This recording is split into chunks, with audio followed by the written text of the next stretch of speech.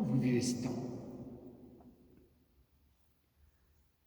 Je ne dis pas seulement l'aspect de la pandémie qui, depuis déjà plusieurs mois, nous occupe,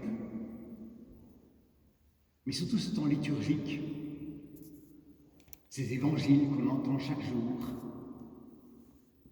qui nous montrent que tout ce monde y va passer, qu'il ne restera pas pierre sur pierre, que le Seigneur reviendra à l'improviste.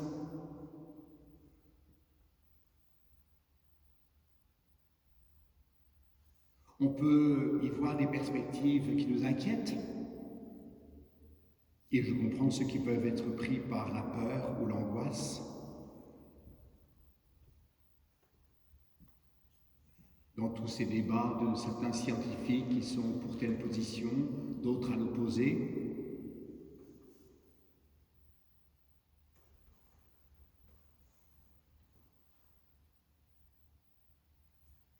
Mais nous-mêmes, comme chrétiens, comme baptisés, il me semble que cette année, ce temps liturgique a une dimension particulière d'attente. Pas seulement par rapport au changement du gouvernement et de notre Premier ministre, M. Legault, qui ajuste autant qu'il le peut, suivant les critères, les paramètres demandés aux familles pour les fêtes de Noël. Non, je ne parle pas de ça. Je parle de notre regard de foi sur les événements qui se déroulent et qui réclament toujours de nous que cette foi soit ce qui éclaire notre vie quotidienne. C'est pas pour rien que l'ange n'est pas apparu à Marie au temple à Jérusalem lors d'un culte, mais chez elle, alors qu'elle était occupée par les affaires de la maison, peut-être en prière, mais chez elle, dans sa maison. Et là, Marie est, comme la messe que j'ai choisie pour vous aujourd'hui, image de l'Église, et spécialement de l'Église que nous vivons de par les contraintes gouvernementales, de santé, de loi de nos pays. Comment faire de nos maisons des églises domestiques?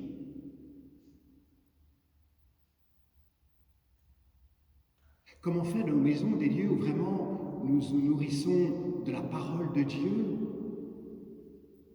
prêts à l'accueillir dans tous les instants qui se déroulent au long du jour? Et dans les différents lieux que nous sommes astreints à fréquenter, l'épicerie, le travail, les marches dehors,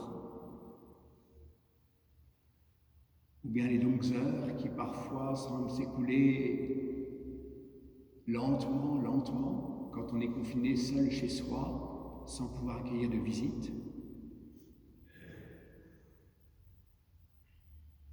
Finalement, notre monde si fou et si agité nous astreint à être d'une certaine façon, pour une bonne partie de la population, comme une sorte de retraite.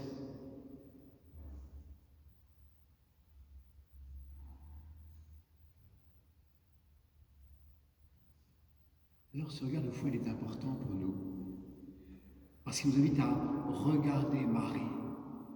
Tout ce temps de l'Avent qui commencera ce soir, avec cette veillée de prière à 19h ici à l'église, pour ceux qui peuvent se joindre à nous, à 20h, après la messe, pardon. C'est ce temps qui veut marquer le temps de l'attente, mais d'une attente, vous voyez, dynamique. Une attente où déjà, il est là parmi nous, il est présent. Il est présent bien sûr dans le tabernacle, mais il est présent dans ta maison, dans ton cœur, dans ta vie. Et c'est ça, l'évangile de Marie. Qu'elle soit à Nazareth, à Bethléem, qu'elle soit au pied de la croix, ou marchant avec les disciples, leur préparant les repas, et n'assistant pas au même repas, seulement pour servir, comme c'était la coutume à l'époque. Marie montre une disponibilité. Elle montre une disponibilité dans une coopération. Je ne vois pas de passage dans l'Écriture, cependant, à Cana, vous pourriez me le dire peut-être, où elle manifeste une certaine rébellion, où elle est en colère contre Jésus. Non, elle coopère. C'est vrai notre foi, je crois que c'est vrai aussi notre vie en Église. Je sais que l'on est dans un monde du jugement, un monde constamment on critique, un monde où on veut une telle perfection humaine que ça finit par mener à des eugénismes pour garder la pureté de la race, la pureté de la population, de la famille. Et peut-être que cette influence du monde finit par se répercuter même dans notre regard de foi. Attention, l'espérance doit être plus forte que nos peurs. La mesure humaine permet qu'on ait peur, je le comprends fort bien. Mais le regard de foi chasse la peur.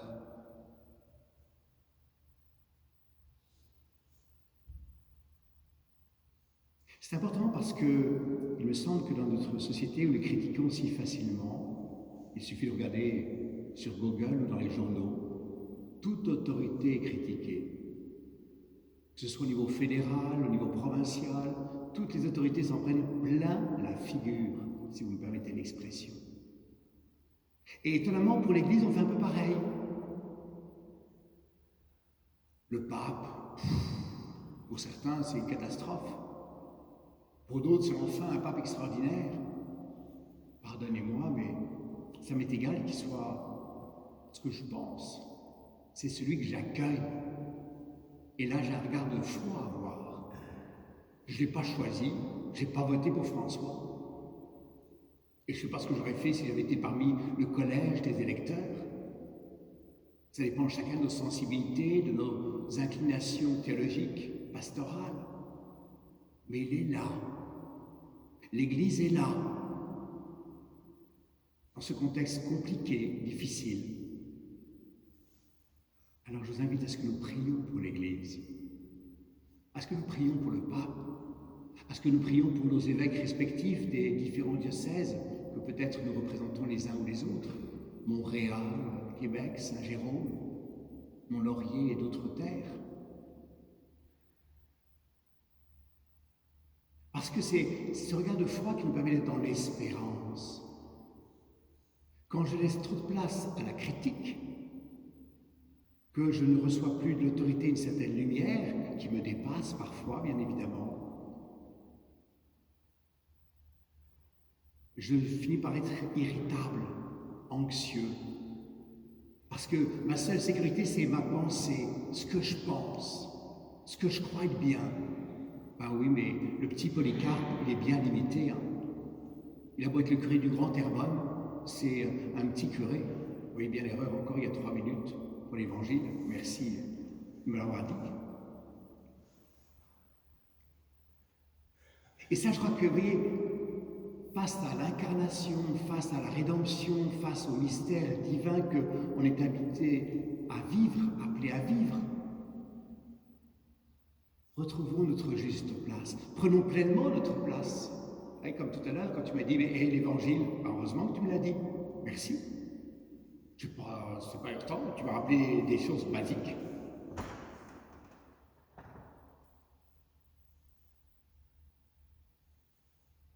Mais par contre, ajustons notre place à ce que nous sommes. Je ne suis pas le dogme, je ne suis pas la pensée de l'Église catholique, je ne suis pas la pensée des paroissiens de Terrebonne. Non. Sinon là, je me confonds avec l'Esprit Saint. Je me confonds avec la Sainte Trinité.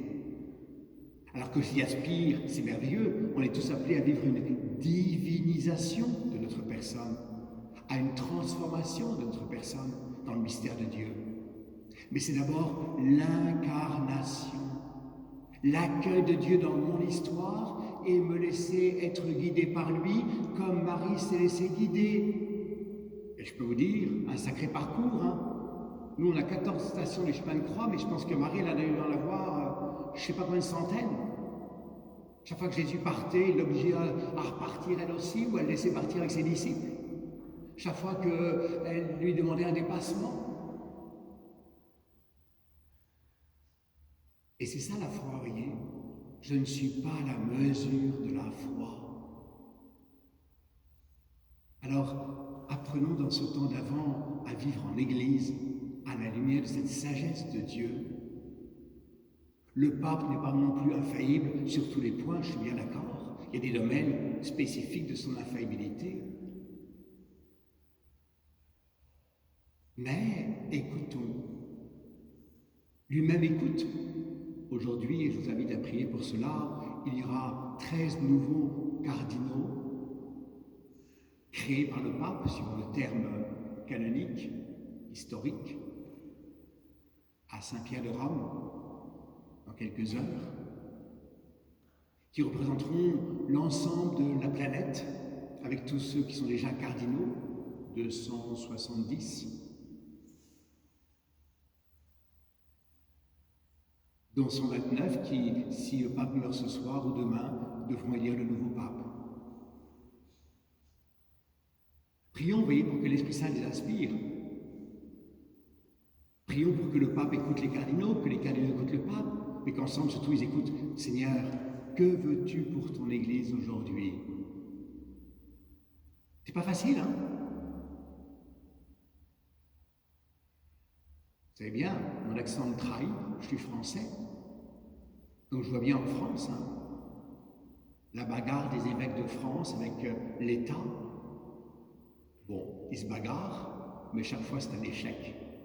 Parce que l'État, il tient. Et quand tu regardes l'histoire de l'Église, chaque fois qu'on prend des armes dans l'Église pour se défendre, c'est un échec. Parce que ce n'est pas la sagesse de la croix.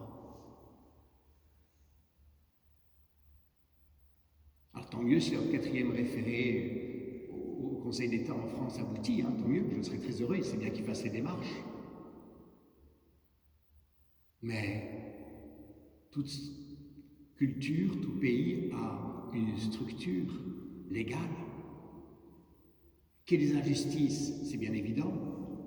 Qu'on puisse rentrer à je ne sais pas combien de centaines de personnes dans une boutique et qu'ici on soit limité à 25 alors qu'on est bien plus grand que beaucoup de boutiques, c'est ridicule, c'est clair, c'est évident, c'est un scandale.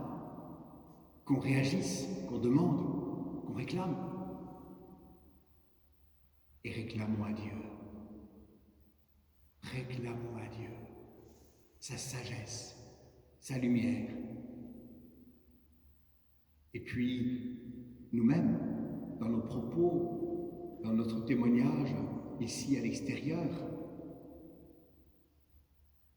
conduisons à la sagesse du Christ. À la sagesse du Christ. Et là, je pense qu'on se rejoint tous les uns et les autres. On s'interroge. C'est quoi la sagesse du Christ? Malgré 20 ans, 30 ans, 40 ans de théologie, tu te poses toujours la question, c'est quoi la sagesse du Christ aujourd'hui pour moi, dans ce monde? Et là, on est tous des petits, depuis le pape jusqu'au dernier baptisé, il y a quelques minutes, quelque part en Afrique ou en Amérique du Sud. Demandons au Seigneur vraiment cette soif d'une sagesse qui vient de lui. Et avec cet avant qui commence ce soir, eh bien, entrons dans ce temps de réveil, d'éveil spirituel, pour être vraiment humain,